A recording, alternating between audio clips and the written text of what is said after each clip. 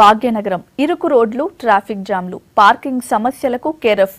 4-5 కిలోమీటర్ల ప్రయాణానికే గంటల కొద్దీ సమయం. ఇక వర్షాకాలం వచ్చిందంటే రోడ్లపైనే సగం రోజు గడిచిపోతుంది. ఈ సమస్యలన్నిటికీ చెక్ పెట్టాలని నిర్ణయించింది రాష్ట్ర ప్రభుత్వం.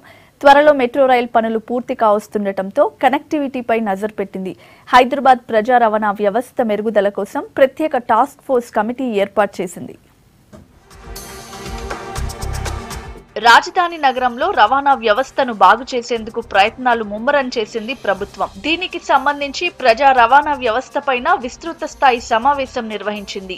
హైదరాబాద్ మెట్రో రైల్ భవనంలో జరిగిన మీటింగ్ కు ట్రాన్స్పోర్ట్ మంత్రి Mahender Reddy, municipal, IT minister KTR తో పాటు సెట్విన్, మెట్రో రైల్ సంస్థ, జీహెచ్ఎంసీ, రవాణా శాఖ, ఆర్టీసీ, దక్షిణ మధ్య రైల్వే శాఖల ఉన్నతాధికారులు అటెండ్ అయ్యారు. అన్ని శాఖల అధికారులు సమన్వయంతో పనిచేయాలన్నారు మంత్రులు. శాఖల మధ్య మరింత సమన్వయం కోసం నగరంలో ప్రజా రవాణా వ్యవస్థ బాగు చేసేందుకు చర్యలు తీసుకోనుంది టాస్క్ ఫోర్స్ కమిటీ.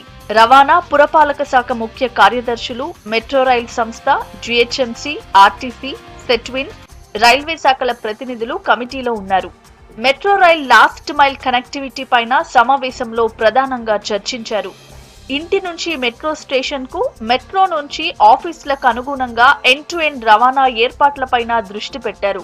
పొల్యూషన్ తగ్గించేందుకు ఎలక్ట్రిక్ వాహనాల్ని ప్రవేశపెట్టాలన్నారు. లాస్ట్ మైల్ కనెక్టివిటీ కోసం ప్రవేశపెట్టే బస్సులు, వ్యాన్లు, ఆటోలన్నీ ఎలక్ట్రిక్ వాహనాలే తీసుకోవాలన్నారు మంత్రి కేటీఆర్. మల్టీ లెవెల్ పార్కింగ్ లో అధునాతన టెక్నాలజీ, వివిధ దేశాల్లో పాటిస్తున్న విధానాల్ని ఇక్కడి పరిస్థితులకు అనుగుణంగా ప్రవేశపెట్టాలన్నారు కేటీఆర్.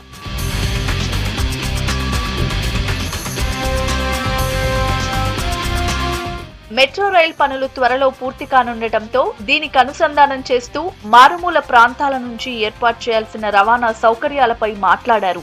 నగరంలో ప్రజా రవాణా వ్యవస్థను మరింత బలోపేతం చేయడంతో పాటు లేటెస్ట్ టెక్నాలజీతో చేపట్టాల్సిన చర్యల్ని సూచించాలని అధికారులను కోరారు మంత్రులు.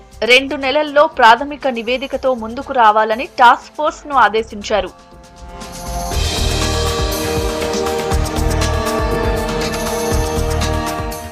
నగరంలోని రవాణా అవసరాల్ని తీర్చడంలో ఆర్టీసీ, మెట్రో రైల్ సంస్థలు పోటీతో కాకుండా పరస్పరం సహకారంతో పనిచేయాలన్నారు మంత్రులు. నగరంలో ప్రయాణికుడి సౌకర్యమే లక్ష్యంగా ప్రజా రవాణా సౌకర్యాలుంటాయని చెప్పారు.